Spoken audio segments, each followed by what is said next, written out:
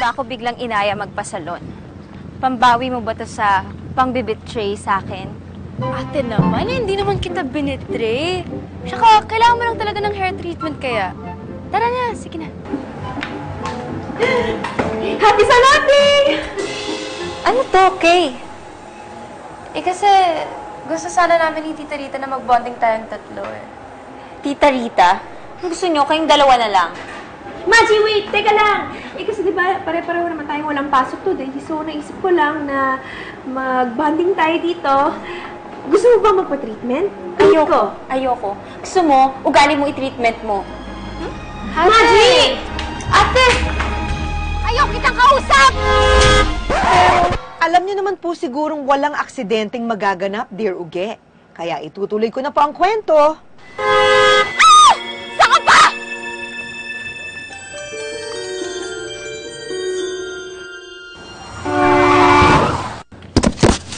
Tita Rita! Tita Rita! Tulungan niyo siya! Tulungan niyo ako! Ate niyo siya! Tita Rita! Tita Rita! Tita Rita! Tita Rita! Ate niyo siya! Tita Rita!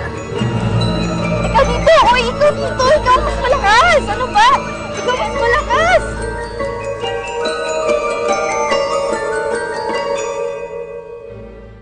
Hello! Oh, how are you? How are the kids? Hi, Han. Okay naman kami. Huwag mo kami isipin dito, ha? See? I told you. See? Sobrang bait si Maji, ha? Alam ko naman, mabait naman talaga silang bata. Ara! Oh, anong nangyari? What happened to your leg? Bakit may benda? Eto? Anong benda? Hindi to benda. Bago to sa yoga. Papakita ko siya pag uwi mo. Ganda. Knee pads. Ang galing nga uabot hanggang paa. Komportable para mas nakaka-stretch akong ganyan. Ah. Okay, well, take care of yourself, ha? Be safe.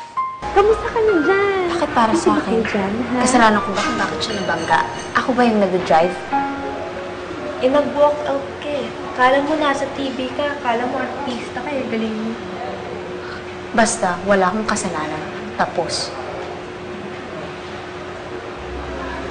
Ate, 10 years nang patay si Mom. And I think it's time na move on na tayo at pati na rin si Daddy. He deserves to be happy. Isa pa, mukha namang mabait to si Tita rito.